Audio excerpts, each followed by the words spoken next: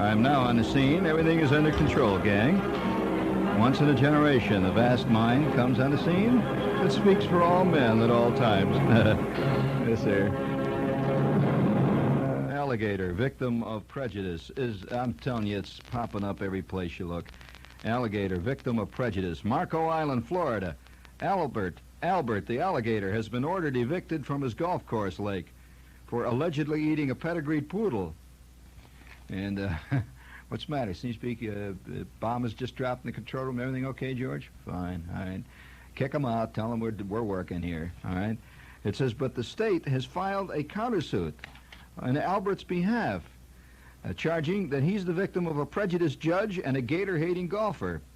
Albert, well, no, I don't know whether you find many gator-loving golfers around, but nevertheless, Albert ran afoul of the law when he slithered out of a lake on the Marco Island Golf and Country Club and gulped down Cece, Mr. Bogue Bailey's pet poodle. Well, now, wait a minute. Well, first of all, anybody that names the dog Cece has got problems right there. Bailey filed suit in Collier County Circuit Court asking that Albert be declared a hazard. Well, he has been a hazard for years down there on that golf course. Now, I played that golf course one time. Well, now, that alligator, now I'm going to tell you something about that alligator. I have had personal experience with that alligator. It isn't often that you read something in the news that you personally were involved in. Personally involved in. And I'll tell you how it was. I'm playing golf with this guy, Marco Island. That's exactly what he's talking about. By the way, Marco Island is an island off the coast of Florida, on the west coast of Florida, in the Gulf. Beautiful place. Oh, man, I tell you, millions of islands down there, and it's like paradise, see. Well, I'm out there catering to this guy, actually, you know, not really catering. I mean, you know, I didn't want to hurt his feelings, so he says, you want to play golf, you know, and you don't just say that. It's just like the guy coming and says, you want to go to Sunday school? Well, you don't say, oh, Sunday school, come on. You know, come on, are you still going with that scene? You don't do that, do you, George? No. You say, well, yes, I'll go to Sunday school. I mean, if that's what you want to do. And you sit there and, you know, you do the whole thing. You sing Rock of Ages and all that stuff. But that does not mean you're taking the bait. You're buying it. See, some do, some don't. Well, nevertheless, he says to me, you want to play golf? Well, I was right there. I was given there it was. I had a choice. Am I going to insult my friend by laughing in his face? Say, play golf. This is a game for little kids, hitting the ball around, trying to get in the hole. What kind of a man do you think I am with hitting little balls with a stick there, you know? I mean, well, I couldn't do that because I could see he was so serious. His eyeballs were bugging out there, you know, and he had on his Julius Boris suit. And, you know, it was Sunday and the whole bit, and I didn't know what to say. So I said, well, yes, I'll go out and play golf with you. So I said, I don't have no clubs. See, I figured I'd get out by that, see. I thought maybe he'd let me kick the ball around, you know, which I do once in a while. When I don't, you know, the clubs are academic to me. I actually prefer to kick it and throw it, see. You know, the drive, you know, I just pick the ball up, I flung it down that fairway. See, I get a better shot that way. And then my approach shots, I kick, you know. And then my putts, see, I just get down and I hit them like marbles. See, that's a much better game, actually. It gives you a little more exercise, a lot of bending, you know.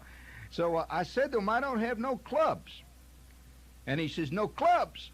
Well, you know, that's terrible. That's like a man admitting he doesn't have no Bible. He says, you don't have clubs? I says, no, I don't have no clubs. I just never had none.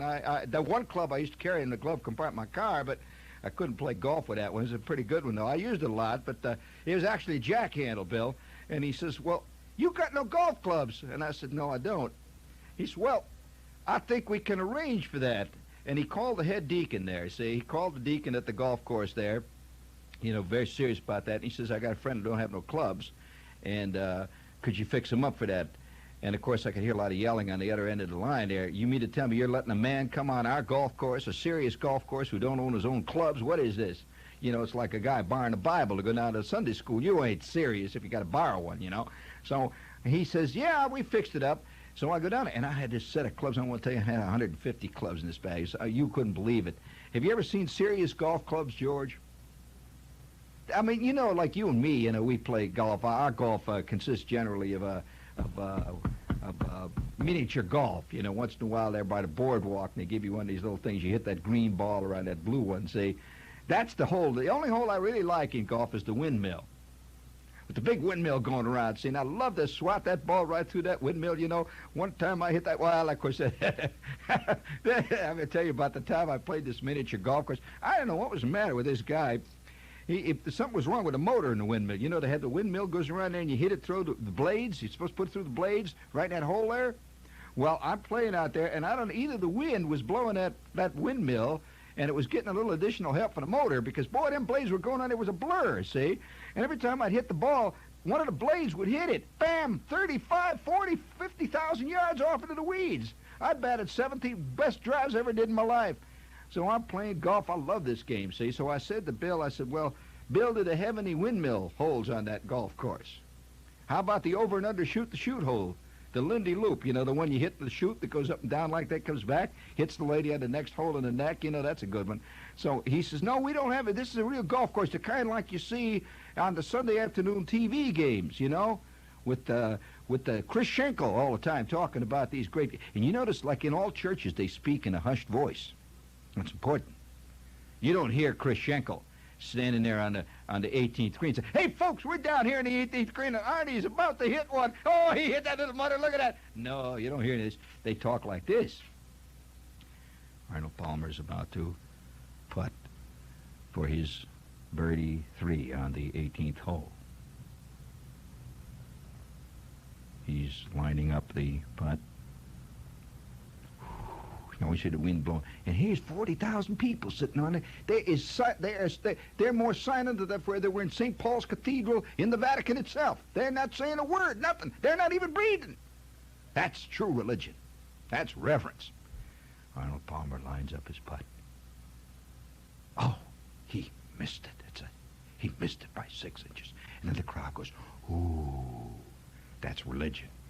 Well, now, see, there's all kinds of elements of golf that just don't bear real examination, that it has a certain lunacy to it, see, George. Well, anyway, I get out on that golf course on the first tee. It's very embarrassing for a non-golfer to be on the first tee. You're right in front of the clubhouse. Now, there's a lot of people sitting on the porch of that clubhouse. And they're, you know, elderly people, beautiful, the whole bit, you know, they're all sitting out there looking. And I go wandering down there. Well, now, I made another classic mistake, another terrible mistake. I appeared on that golf course wearing my Boone, wearing my Boone Farm Jack Apple Wine T-shirt. Now, have you seen the Boone Farm Apple Wine T-shirt? Well, I got this one. I got a great Thunderbird T-shirt too. It says on the back, what's the price? And on the front, it says 30 twice.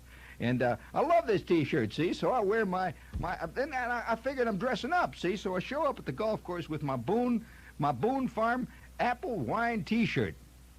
And it's the best piece of clothing I got, see? And I also had my Pepsi-Cola jeans, you know, with the Pepsi-Cola sign all over the side there.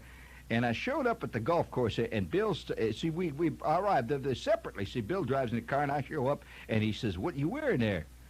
I said, well, I've got my Boone Farm Apple Wine T-shirt. He said, well, you can't use it. You can't play that on the golf course.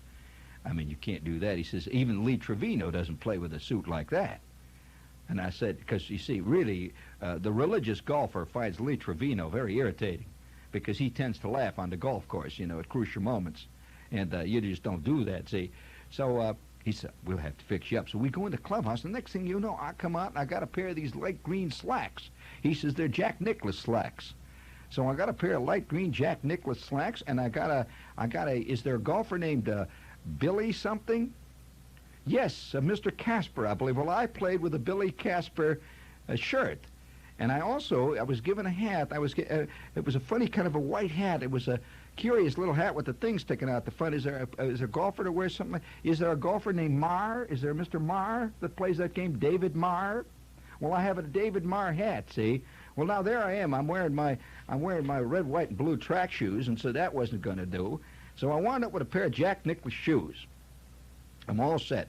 I'm all ready, man. Square as a bear. I'm ready. I'm out there, you know. All righty. I've got the whole field covered, see. So I'm out there on the first tee. Now, I don't know why I'm bothering you with this story. It's a silly, ridiculous story. But nevertheless, I got to unburden the fact that I, too, have dealt with Albert the alligator. So I'm standing out there on the first tee, see, wearing my Jack Nicklaus shoes. And by the way, he wears a size, I noticed he wears a size and a half bigger than I wear. I wear an 8, and he wears probably a 9.5. They were kind of big on me, but they were his shoes. Now, when you step in the Jack Nicklaus shoes, you better hit that damn ball. I mean, you don't fool around. Well, I stepped up to the tee on that Sunday morning, right there in front of all those folks, sitting there on the porch of that clubhouse there, all watching. They sit there and watch, and they're drinking their mint juleps, and they're watching, see what's going to happen. Well, my friend Bill steps up to the tee, and he hits his usual drive, maybe 80, 90 yards down the fairway there, his usual conservative drive. Well, I step up to there, and I guess it was the sunshine, maybe the fact that I'd had for breakfast that morning, I had 2 wild strawberry yoo-hoos, and I was feeling pretty good, I walked up to that thing, and I want to tell you, I hit that ball the longest shot I ever hit in my life, straight down that fairway, 490 yards. Trouble is, it was a 210-yard hole. I hit that ball into the next county, right over the hole. It went over the hole, but maybe 400 or 500 yards up in the air over the hole, see. And, of course, it was a kind of nice start, so I walked down, and I'm kicking around the weeds. Well, an hour and a half later, I have arrived at a very crucial hole. And my friend is working away by himself. See, he's long since attempted to promote among all the other golfers on the golf course that he's not with me. That somehow there's this nut playing along beside him there, but he ain't got nothing to do with it, so we're very, very silent. We even had our own golf carts. So I'm playing along there real quiet. I'm trying to keep my own counsel, see. And I have a pretty good round. I've found maybe 12, 15 balls by now, and I've had a pretty good round. When all of a sudden, I don't know how to tell you this, but it was one of the best things that ever happened to me in a golf course. I hit this ball over a little hill ahead of me, just a little rolling hill, see. It just, boop, the ball rolls up. See, I like to keep my ball on the ground. I don't like to get them up in the air there. I keep that ball on the ground because, when you hit it on the ground there, you have a better chance of losing it in a good place, you see, where you can really find balls. Hit it up in the air, you're liable to land on the damn green, So anyway, I hit this ball, and it rolls up the hill, rolls down the other side of the hill, see. So I go up this hill myself. See, I'm clumbing away in my Jack Nicklaus shoes, and I go up over the top of that hill, and I couldn't believe it, George. On the other side of the hill, right down at the bottom of the hill, just a little low hill, is a lake. It's what do they call it? A water hazard, something like that? I never found them to be so hazardous, I'll tell you. In fact, I kind of like it when I hit the ball in the water there. It gives me a chance to get a little swimming, and I duck and dive and have a lot of fun when I hit one. I found many a ball in the water there. It's a lot of fun. So I hit it down my ball is laying maybe 6 or 7 feet from the water on the grass. It's laying there right next to Albert. This Albert that's right in this TV, right in this story here. Not kidding you. And if they say 10 feet, that's conservative. Of course, you tend to exaggerate when you see a 4,000-pound alligator laying right next to your ball, and he's looking you right in the eye. You tend to think he's a little bigger than he is. But I would say he's closer to 14 feet. Albert's just laying there. See, I'm not kidding you. I'm telling you the truth. This is an actual true story. So my friend Bill is over on the other hole. See, he's about 10, 15 holes ahead of me, see.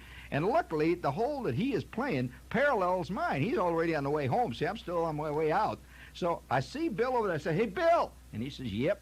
I could hear in the distance, "Yep." I said, "Bill, how many strokes you get off if you kill the alligator?" And he says, "What?"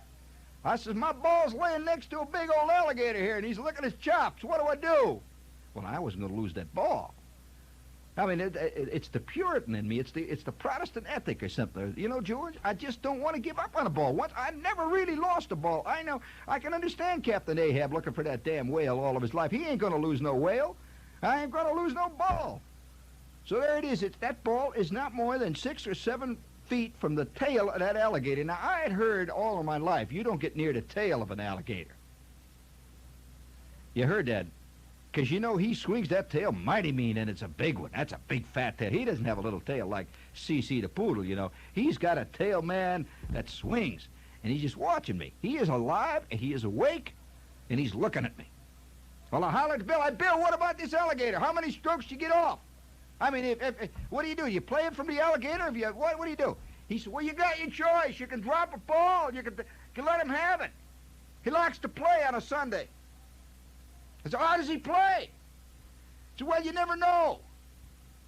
Oh. Al, he likes to play, see? So I walk up to Albert. Of course, innocence, ignorance, friends, is the most beautiful kind of bliss.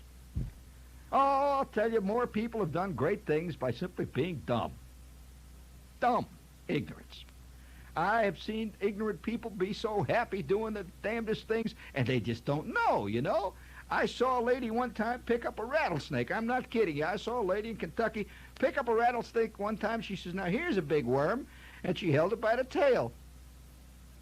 They were out looking for night crawlers that night, you know, and I'll tell you, I almost dropped everything I had right at that minute. She just picked out with a big old rattlesnake. Well, of course, he could see that she meant well, that rattlesnake. He understood it, you know, and he could see that she thought he was a big night crawler, somehow this big green night crawler with them funny things hanging on his tail, you know. And he just rattled them tails. He just kind of looked at her kind of sad, like, ma'am, don't you understand I'm a rattler? I mean, I'm a mean mother. And she just hold him up. She says, isn't this cute? He's green, you know. And her old man, I'll tell you, he took off towards Campbell County, Kentucky, and I think he's still running. Well, that snake didn't bother her. Now, had you known that was a snake, had I known that was a rattler, had you said, look at that rattler would have chased you all the way to Chicago Heights. You got to agree, and he'd have got you. Well, see, I didn't really have much. I'm sorry, George, looking at me. I didn't have much experience, you know, before with alligators. I was very innocent. The first time I actually, well, now, my only real experience with alligators, one time I had an alligator wallet. That's the only time. Now, I suppose that the truth about it was imitation alligator, probably plastic, see, but I thought it was an alligator wallet. Now, had that alligator knew that I carried around an alligator wallet, I don't think he'd have liked it. I mean, you know, it's just not that kind of thing, see. But I have never met in my life, even in a zoo, I don't recall seeing an alligator in a zoo. Now, I'm sure they got him, and I'm not much of a zoo cuckoo, so I can honestly say this was the first alligator I actually run into in you know, like in person. You know, in human alligator, sitting right there, see. So I walk up to the alligator, and he just looks at me. Well, I walked right up. I'll tell you what I did. I walked right up to him. And the only thing I could do is, see, I took out one of them clubs. Now, you see, I had a bag that had about 34 clubs in it. And the way I played the golf course, I would just shake the clubs, and the first one that fell out of the bag, I would use. So this club falls out, see, and I pick it up. Well, I hit that ball. It went right over Albert's head, right smack over his head, took off, see. Went right over his head, maybe 6, 7 inches, went right down the fairway. Beautiful. Maybe 2, 3, maybe 14 feet. Good shot, you know, right down the fairway. Well, alligator just looked at me, you know. Old Al looked at me there for a minute. I looked at him. I said, how are you doing? He said, fine. And I walked around back by the tail. Now, I'm standing by the tail there, see. He didn't do nothing. I walked around by the tail there, and I looked at him again, you know, and I went right on. You see, you know, when you're down in Florida, you're used to kind of a lot of sights. You see a lot of strange folks laying in doorways, you know, with their shoes off and stuff. You get used to that. So I walked around the end of that alligator. I want to tell you, I picked up my club, you know, and I kicked the ball a couple of times, and I hit it again 3 or 4 times. I wasn't more than, after 7 or 8 more shots, George, I wasn't more than 15 feet away from the alligator yet, you know. I was still within shooting range. So finally, I get all the way up to the end of that golf course, see. I played it all the way out. I come up to the porch, and I'm wearing my Jack Nicklaus shoes. Now, I tell you about my score, if you're curious about scores. Lady, you mind if I talk about this? I don't want to offend anybody, but I keep score for probably the first 3 or 4 minutes of my golf game. When I realize this card ain't big enough, I mean, to write down all the numbers I'm going to have, and it gets kind of academic after a while. You know, you don't count all the telephone poles between here and Ames, Iowa. You may count all the telephone poles between your house and the A&P, but you ain't going to count them all the way. After a while, it gets kind of dull, see? So I arrived back up on the porch there, and Bill is sitting up there, you know, and he's regaling his friends. They're drinking a mint julep, and they're talking about the great game of golf he's just played. And I walk up on the porch, and I said, how you doing, Bill? And he said, I knew you'd come back before dark. And I said, well, I'm here. He said, how'd you do? I was pretty good, Bill. I pulled out this bag of golf balls. I was carrying a small bag with me, see, which I keep all the balls in that I find. I said, pretty good, Bill. I had a good day. And I reached out, and I found a big bag of balls there. And, you know, I get embarrassed because a lot of times them balls got people's names on it, you know. It's, you know, it's kind of embarrassing to go around, you know, hit the ball that says J.G. Bullard's private ball on it. and your name is Charles Applerod or something like that. See, so I keep them at the bottom. See, I don't want nobody to see them. So I take out my plastic bag, and I said, pretty good. I got a bag of balls here. I said, one of better days. I must have 2 or 3 dozen balls here, Bill. Well, there was a kind of funny silence there for a minute up there on the porch, and one of the guys clears his throat, and Bill says, well, I'm glad to have had you as a guest here today. Would you care for a drink? And I said, well, don't mind if I do. Said, you know, there's a funny guy down there playing around the 3rd hole. It's big, fat sort of guy with a long tail sticking out, and he's laying down there. Now, is that a real alligator, or is that one of the members? And he says, no, what? That's an alligator, of course. He said, you mean you saw Albert? I said, I certainly did. He said, what'd you do? He said, I thought you were kidding. When you were yelling down there, he said, you mean you really saw him? I says, I certainly did. He's laying right there now. Almost swallowed my ball. He said, my God almighty, you mean you saw Albert? What'd you do? You mean you went up and played the ball? I said, you bet I did. I said, I'm not going to lose no ball, alligator or not. He said, well, where was the ball? I said, well, it was about maybe 4 or 5 feet from the back end of him there. It wasn't by his jaws. See, I said, you know, had it been up there by his jaws, I might have done something else. But it was back by the tail there. And there was a dead silence on the porch. One of the men, who had not spoken up to that point, he said, you mean you walked by the tail of Albert? I said, well, yeah, I would not get around by them jaws. I mean, he had more teeth than I ever thought anything ever had. I mean, that guy had teeth went all the way around the front of him there. He looked like the front end of a Buick. He had teeth, I'll tell you, he had a mouth like you wouldn't believe. I wouldn't go near that mouth. And he says, you mean you walked by the tail? That tail is worse than the mouth. I said, what do you mean worse than the mouth? That's just a big old thing laying there. It looked like, you know, like a big old log or something. What can you do with his tail? He said, you mean you walked by that tail? I said, I did. He said, you know that one swipe of that tail and you'd have been, say, maybe 4 or 5 miles off the coast of Yucatan? He says, he can hit. He said, I've seen Albert. He said, I've seen alligators. I've seen alligators knock a bull cow. I've seen them knock a horse right into a pond with that tail. And what do they do when they get him in that pond? You don't think they go out there and play volleyball, do you? Water polo? No. He goes after that horse or that cow, and he just eats him up. Nothing left. But he does it with the tail, not with the mouth. I said, well, I can only apologize then if I did the wrong thing. I hope I didn't offend Albert. And he said, no, he probably realized how dumb you were. He knew that you were some guy from the north, didn't know one end of the alligator from the other. He says, no guy that wrestles. You go to the fairs down and you see them guys wrestling them alligators. You seen that? I said, well, I heard about it. He said, they don't get near the end. They grab him by the mouth. He said, you grab that mouth. He said, they're okay. He said, boy, you get near that tail and that guy's going to whop you till you just think you can't see straight. He'll whop you until there's nothing left of you but jelly. Then he'll take care of you, with a mouth. I said, well, I'll be doggone. You mean I walked right into the alligator's tail and didn't know it? He said, yep. Well, I said, how come you got an alligator here? He said, that ain't our alligator. You don't think we want that alligator? That alligator just comes out of that hole once in a while. We don't know where he stays. That's no tame alligator. Most of us think things are tame. He said, that ain't no tame alligator. What do you mean, well, how come we have an alligator? That's like asking a guy that's got rattlesnakes. How come you got rattlesnakes around here? He said, he don't want them. He said, alligator comes right at you. He ate 3 caddies last week. I said, well, you mean that was a sure enough alligator? I mean, that was no showbiz alligator, just put out there for the tourists? He said, oh, you better believe it. You better believe your bippy, man. That was a real alligator. In fact, if you'd care to come down some night down there, we'll get him out of there, and we'll let him do his little alligatoring for us. I said, you mean he works as an alligator? Ooh, he says, you ought to see him. He said, I'll never forget the time he... Well, then, at that point I realized that I was up against something big. I had walked into the jaws of an alligator and had escaped unscathed. So tonight, friends, the only thing I can say to you tonight let's put it this way, the moral of this lecture tonight is that innocence is bliss. And I want to say this, I stand against education. I'm one of the few guys who will tell you that education is the one thing that prevents modern man from swinging. You realize that, George? The more you learn, the more you worry.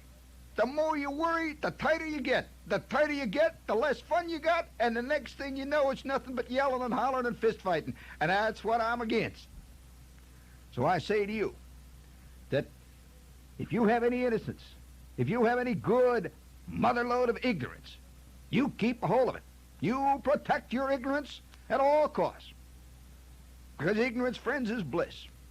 I'm telling you, the average ignorant slob, he don't have no trouble solving the international problems of the world. Why, I've stood right here in the subway. I heard a guy the other day hanging on a subway strap. Somebody says, what about China? I heard one of his friends say, what about China? What do you think he said? Ignorance is bliss. He had a big smile on his face. I'll tell you what, bomb them. I can't tell you what he said. That's all, just bomb them. And he was happy in his ignorance. I tell you, I have to quote Brother Flip Wilson. Brother Flip says, you hear him many times. He says the church of what's happening now, baby, has got its finger on the pulse. And I say he's right. Hey, George. I don't know how to tell you this, folks. When you come forward here, when you put your money into this collection plate, I want to hear nothing but the sound of paper rattling. I don't want to hear no coins clinking. Coins clinking together in the collection plate is the sound of the devil's upper plate rattling in that mouth of hell. And the sound of green money, the sound of paper money rustling. Where do they make paper? They make paper from God's own woods. Yeah, the sound of paper money is the sound of God. And I want to hear nothing but the rustling sound of paper money in that collection plate. And so today's parable of Albert the Alligator and the Church of Lee Trevino has been brought to you by the crowd of the Seven Trumpets. And I want to tell you, them heavenly angels will be singing for you, folks. They'll be singing for you up there in that mighty host of the sky. Oh, by the way, a copy of today's sermon will be sent to you, free and postpaid. Yes, we'd love to send you that sermon out there, free and postpaid, folks, anytime. And then you got, I get down on my knees sometimes, and I thank all them good folks that make it possible for us to come on the radio and bring you the truth and bring you the word. Bring you truth and light every week at the same time. And if you'd like to help us, we certainly would. We're not going to turn down any of the smallest contribution to carry on the good word among them folks out there.